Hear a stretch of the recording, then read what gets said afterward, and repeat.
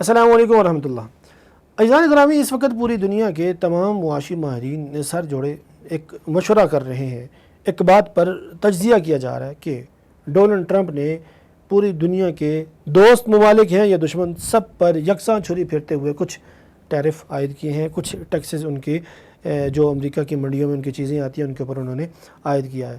سب سے زیادہ نقصان چائنا کو ہے، کوریا کو ہے، کمبوڈیا کو ہے، انڈیا کو ہے۔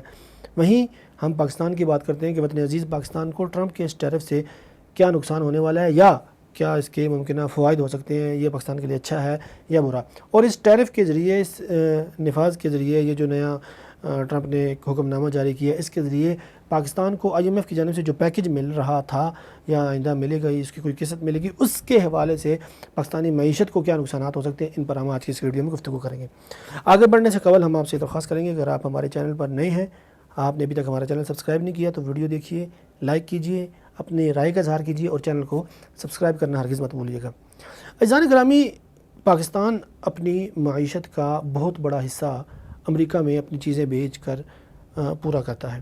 پاکستان میں کھیلوں کا سامان جو ہے وہ سیالکوٹ سے بنتا ہے اور پوری دنیا کی منڈیوں تک جاتا ہے۔ امریکہ ایک بہت بڑی منڈی ہے۔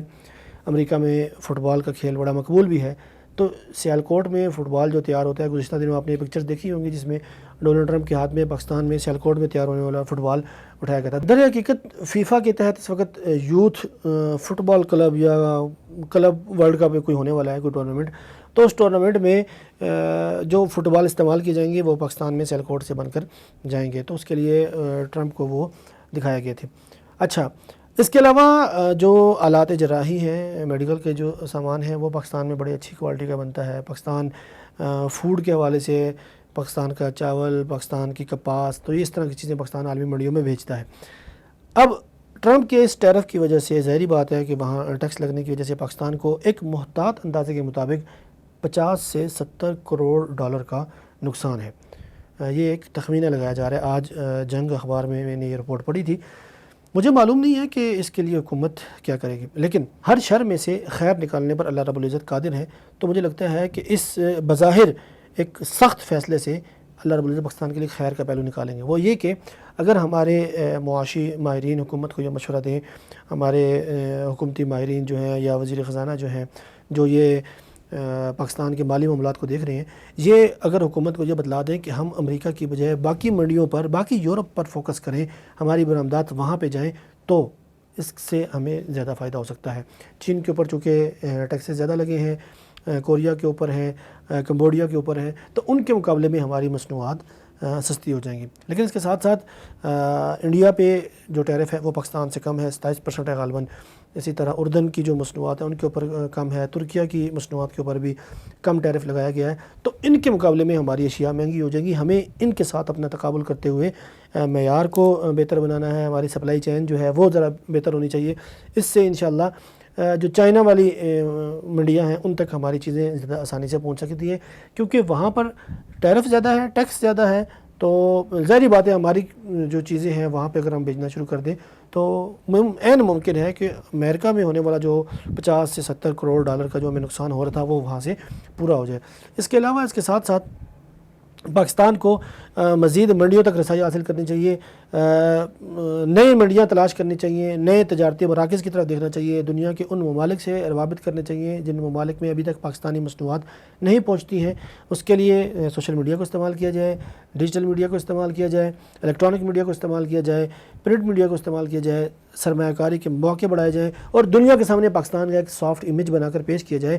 دنیا کو بتلایا جائے کہ پاکستان یہ چیزیں تیار کرتا ہے اور پاکستان ان چیزوں کو آپ کے ملک میں صرف خام مال ہی نہیں بلکہ ان کو کسی چیز کے اندر ڈھال کر آپ کے ملک میں بیچ سکتا ہے، آپ کو یہ چیز فروخت کر سکتا ہے۔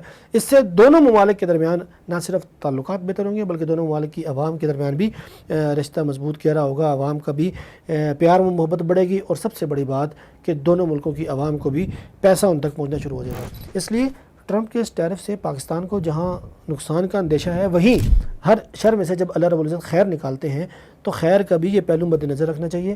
اس سے ہم نئی منڈیوں تک ہمیں رسائی مل سکتی ہے۔ ہم جن ممالک پر زیادہ ٹیرف عائد کیا گیا ہے ہم ان ممالک تک رسائی حاصل کرنے کی کوشش کریں تو انشاءاللہ پاکستان اس نقصان سے آسانی سے نکل سکتا ہے۔ دوسری بات، پاکستان کو البتہ IMF کا جو پیکج مل رہا تھا اس پیکج کی بھی اب اشد ضرورت بھی ہے، اور اس پیکج کی روشنی میں جو پاکستان نے اعداد و شمار طے کیے تھے ان اعداد و شمار کو بھی دھچکا لگنے کا اندیشہ ہے۔